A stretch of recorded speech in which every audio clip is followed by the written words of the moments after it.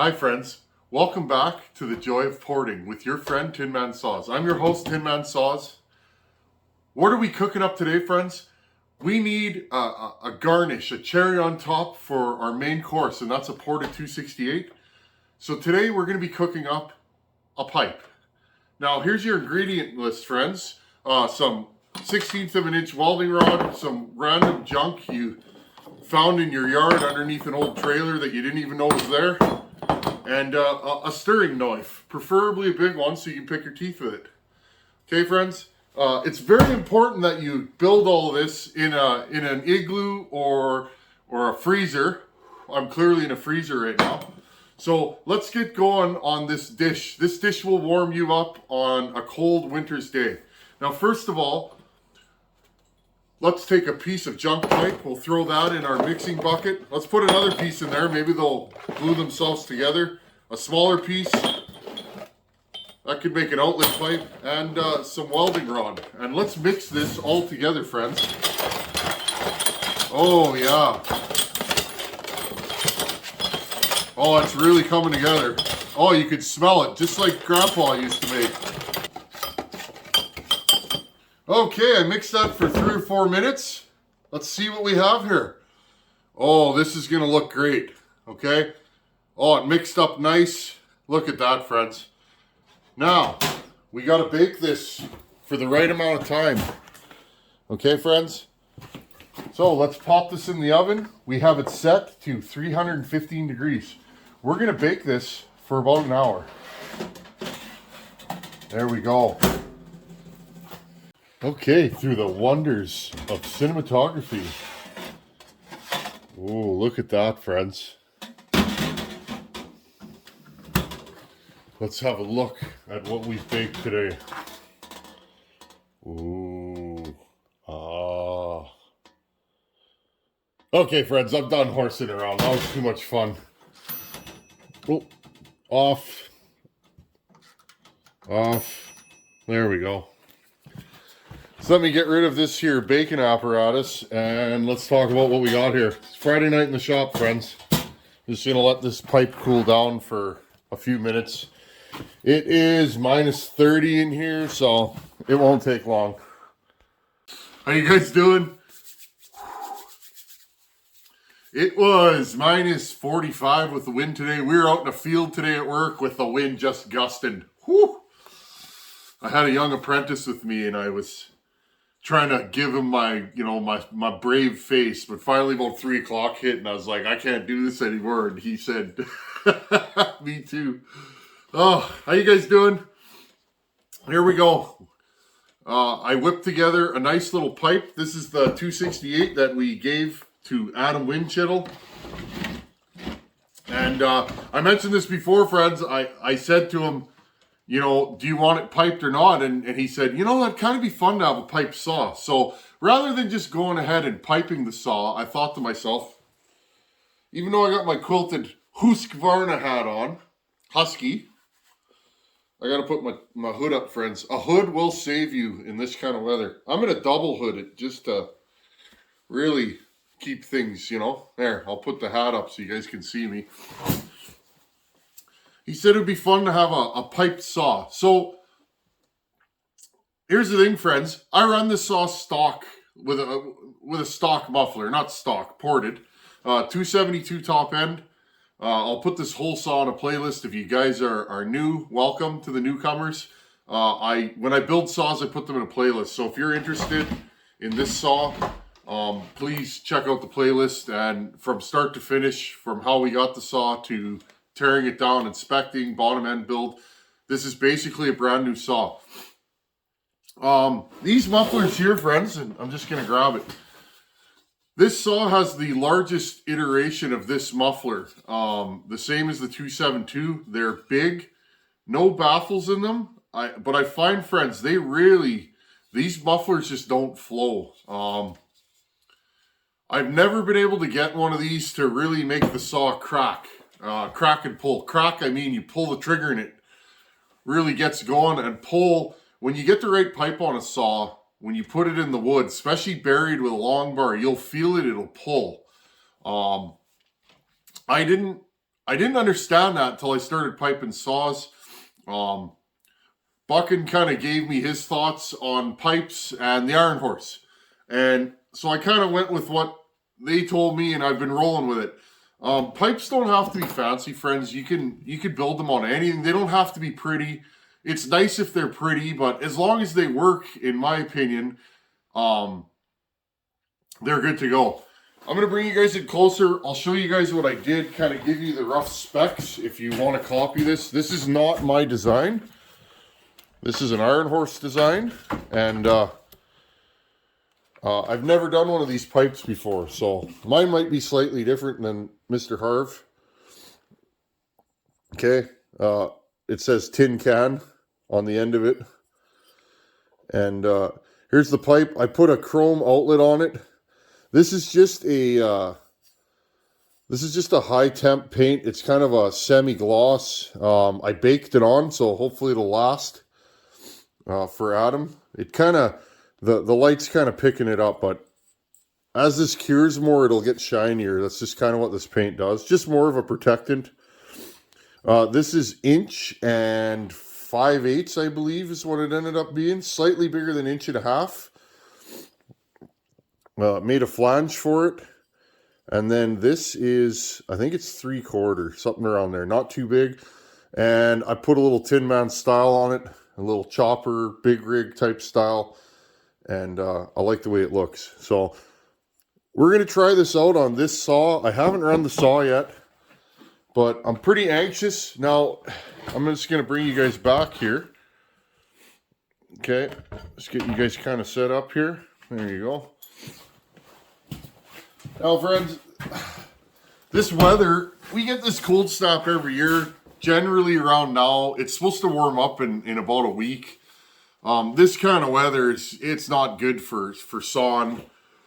You locals know what I'm talking about. And compounded, we've gotten, I don't even know, probably a legit 1 to 1.5 feet of snow in the last month. And then being on the prairies here, it blows in. So I drove into my cutting area where I generally cut. There's about this much snow in there right now, 18 inches solid snow. I'm going to wait till it warms up a little bit, and we'll try and get the wood weasel back into there. Once it warms up, I want to test some saws. I got this saw. I just want to put it back in the wood again and see the difference with a pipe. And then Buckin's ProMac 850, and then we can mail these away and keep going. Let the saw building continue. And but for right now, friends, it's just too cold. It's horrible out. Anyhow, friends, I want to bolt this on. Now, I think I'm going to install, I just want to scuff this up a little bit, clean it up. I think I'm going to install the heat shield on this, only for the simple reason, when your flywheel blows air over the fins, with the muffler on, you guys can see right here. I hope you guys can see this. Just going to check out and see if we can see what's going on here. There we go. I'll just aim you guys down a little bit. Okay, the flywheel picks up air, pulls it through these fins, and puts it through the cylinder. Now, with the muffler on there, it's going to tend to go, let's show you guys here, it's going to tend to go around and out. This is the hot side, okay? The far side from you guys is the hot side of your cylinder. Okay? So, I'm thinking, and I don't know if this matters or not, I'm going to put this OEM Husqvarna heat shield on here. Some of these saws have them, some don't. Okay, I'm going to put this on here like this. That'll grab the air and blow it around the cylinder. Let's mount this to the saw when we got you guys up close here. And see what we got.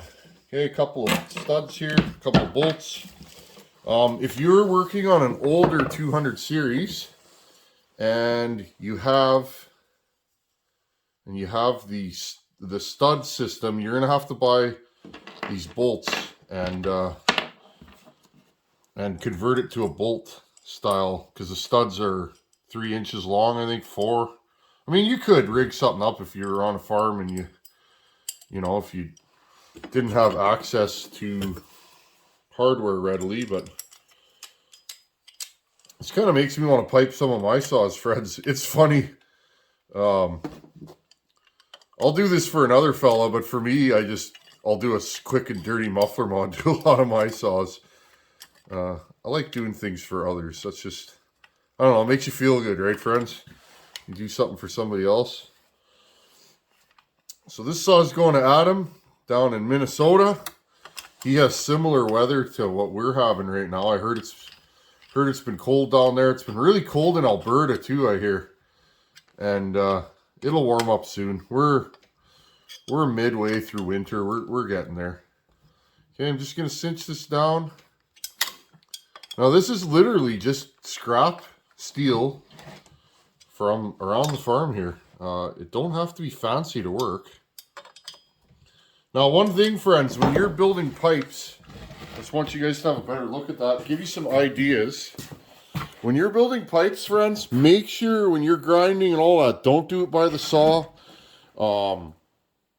When you're grinding, and I'll grind inside the ports and just smooth everything, just make sure that there's nothing in the pipe when you are going to fire up the saw. I kept this saw with the exhaust port plugged, and just to be careful. I mean, chances are you're probably going to be okay, but I'd hate to scratch up a mint cylinder and piston because you kind of cut a corner. So, just my take on it, friends. Rather be safe than sorry. A few minutes of inclarity can completely ruin a nice build. It does happen. I've seen it happen. Okay. Well, let's put this top cover on. This is exciting. I want to fire this thing up and just hear what it sounds like. I wonder if it changed the tune at all. Now, it's kind of hard to do that right now. I was talking to a buddy the other day. It is so cold out, and the temperature's been fluctuating. It's hard to know. In summer, when you put a pipe on, you could tell right away, right? Because the weather here is just more consistent in summer. In winter, it tends to lean stuff out, right? Because the air is so dense. I talked about that in the Great Power Saw start off. But, you know, we'll see what it does. Now, I haven't fired the saw up in a while. It's probably on the lean side. But basically, friends, I'm going to get this thing all ready to go cutting. And I just want to put it in the wood one more time. And just see for myself, make notes. What has an iron horse pipe done? I've done a Tin Man pipe. My Tin Man pipe seemed to work. Created good pull and just made the saw feel good. Well, now the question is, what do these do? Now, I know these work. A lot of guys have made these, but this is my first one. Okay? And really, the only difference I did is I just slash cut that because, I don't know, I've been called a hot rodder or whatever. I'm kind of a, greaser. I'm into that old 1960s style.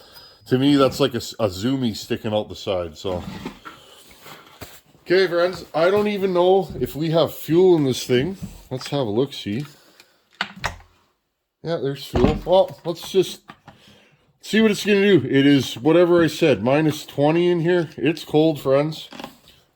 You can see my breath. Let's see what this saw is going to do. We just did a power saw start off.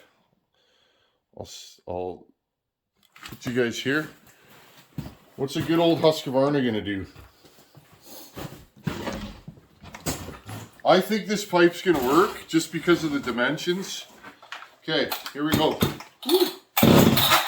One pull, 2, 3, 4. Make sure it's on.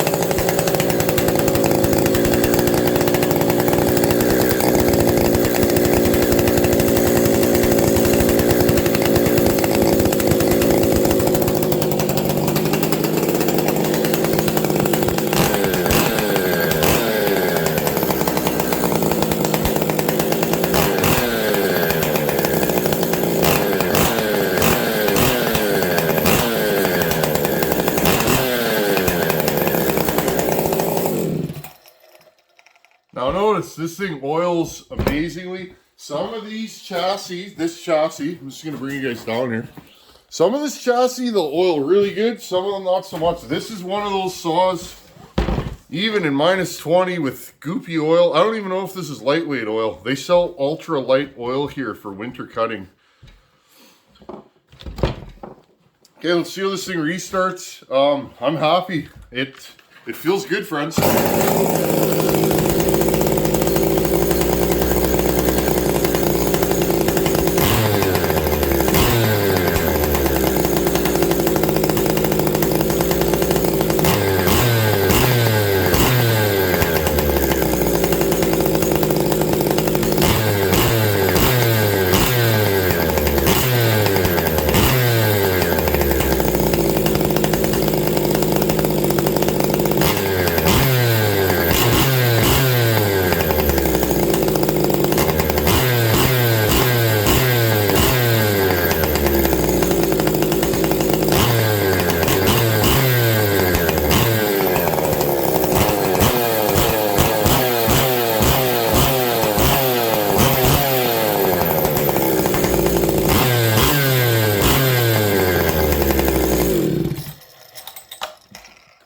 Man, this is a good running saw. Adam, buddy, I am so excited for you to get this.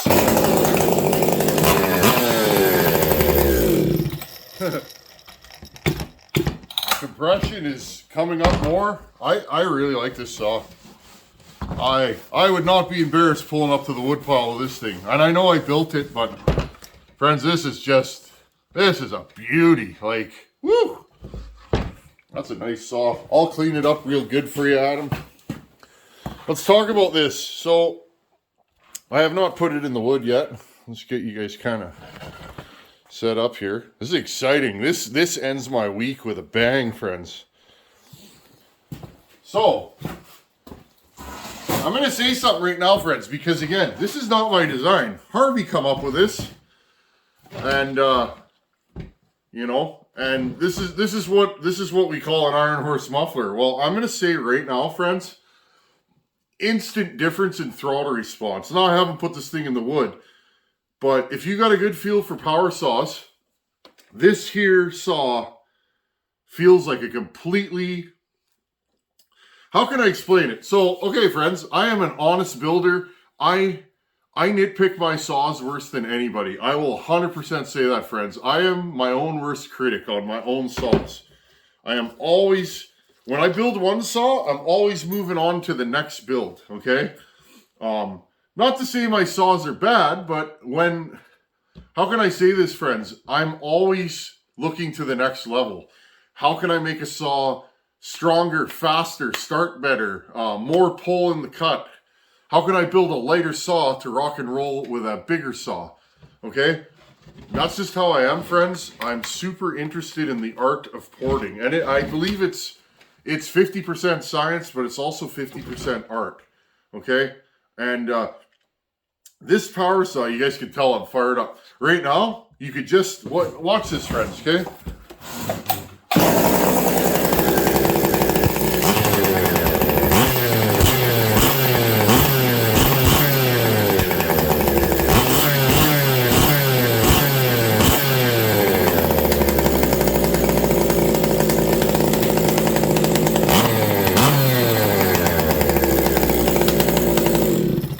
Now, friends, I can feel when I haven't built a ton of pipes, but the pipes that work, you can feel pop, pop, pop, pop, pop, pop, pop. This thing is moving air like it's going out of style, okay? And watch my fingers. I just want to show you guys. I'd like to share this stuff.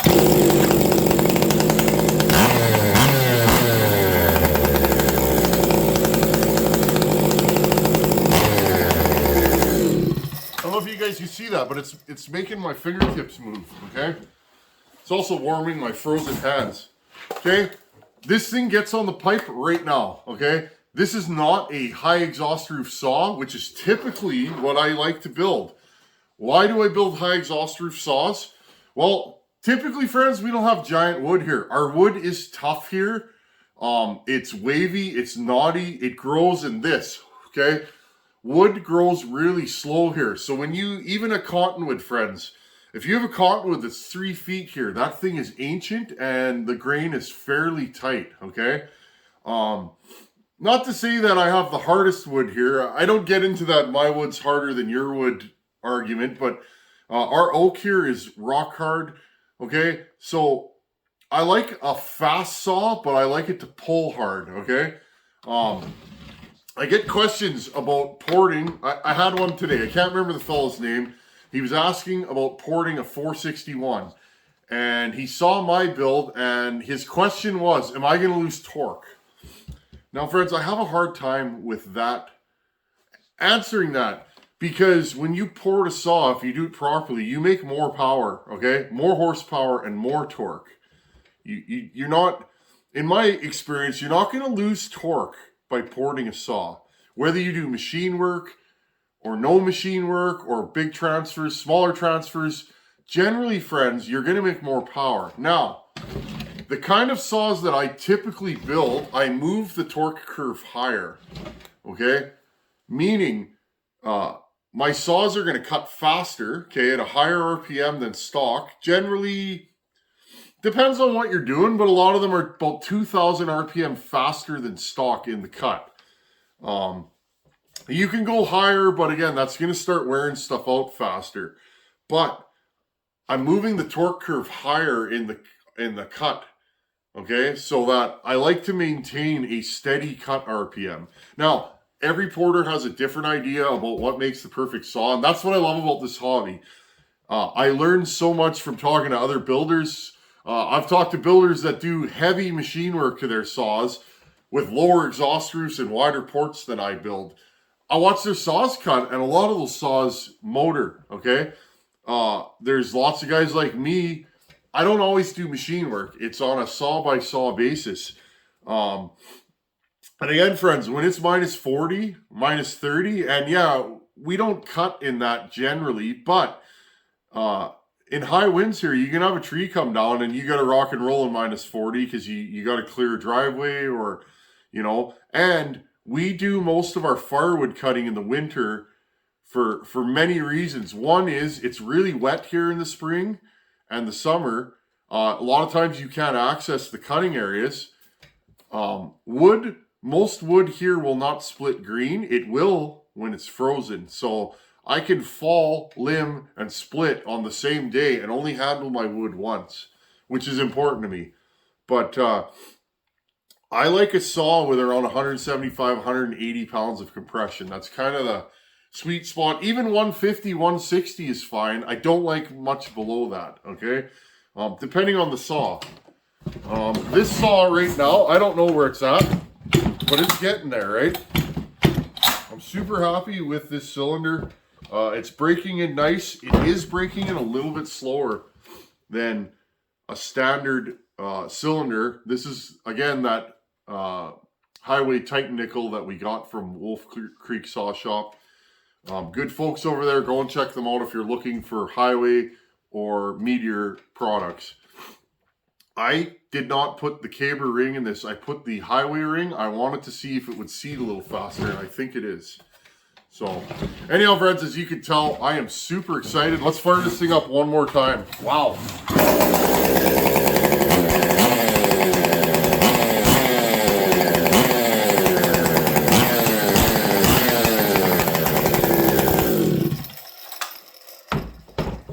And again, if you're interested in doing a build like this, I did this whole build on video. All the timing numbers are in the porting series. Exhaust is, if I can find my book, I'll just rattle it off. Here it is. Let's go back to this. Okay, 268 giveaway saw. Okay, ported numbers. Our squish on this saw is 20.5 thousandths with no base gasket. Just looking. No, okay, sorry friends. Squish on this saw is 20.5 thousandths with a base gasket. So we actually did a base gasket in this. Again, a lot of times I do no base gasket. This saw has a base gasket. We have a Highway pop-up with the Titan nickel cylinder and a Highway ring in this saw. Exhaust opens at 119 after top dead center. My transfer, this is a 17 degree blowdown saw. I would like a little more blowdown on this saw, but this saw pulls pretty decent. I would prefer like 22 on this. But again, friends, I didn't want to machine this because most of you don't have a lathe. It's fun to show off and, you know, what you can do with a saw. But again, this channel is not about what I can do. It's about showing you guys what you can do with your own saws. And whether you got a 266, a 268, a 272, this 272 cylinder will bolt right on. Okay, so 20 thou squish, 99 exhaust, 116 on the transfer, so that's 17 degrees of blowdown. My intake duration, I got 154 degrees of intake duration. Okay, that's it. I didn't do a ton of work to this saw, friends. Most of the work is transfers. Remember, I hogged out those transfers, brought them almost down to the bottom of the cylinder.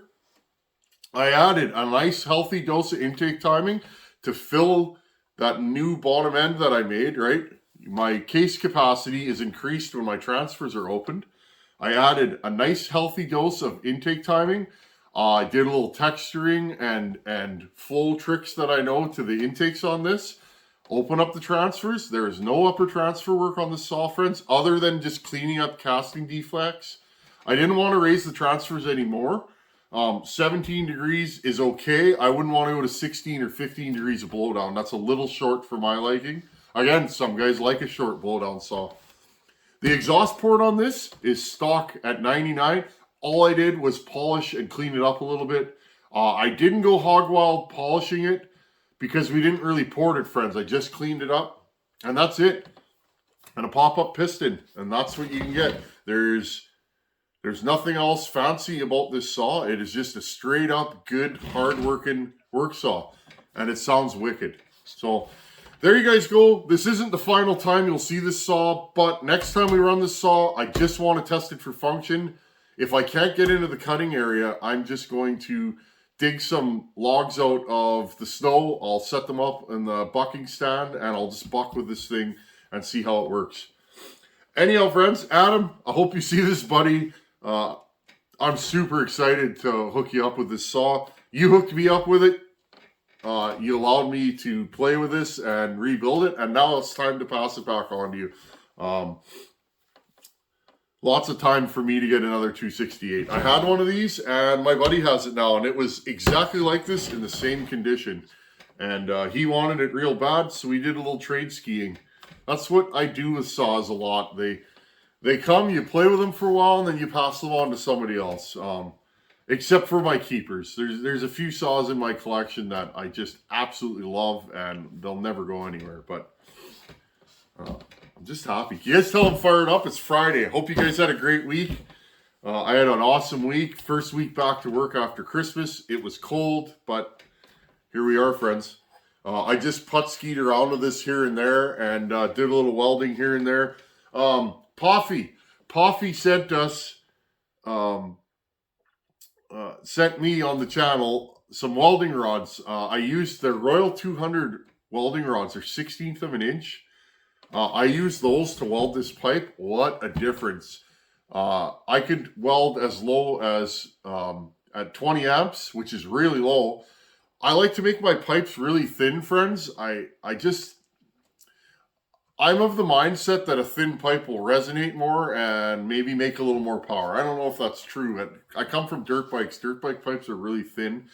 That stuff, Poffy, wow, buddy, thank you. I'm going to look up where to find more of that, because those struck an easy arc, low spatter, which means not a lot of cleanup. I didn't burn through anywhere, and they just flowed nice like that.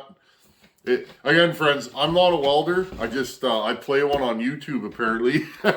Good thing I'm a good grinder, because I'm not a good welder. But Poffy, thank you, buddy. That really, I knocked this pipe off really quick. I'm going to have to make some more now. I'm really into welding lately, friends. I didn't weld for about 15 years, and now I'm right back into it. Anyhow, that's Friday night in the shop. Hope you guys enjoyed it, and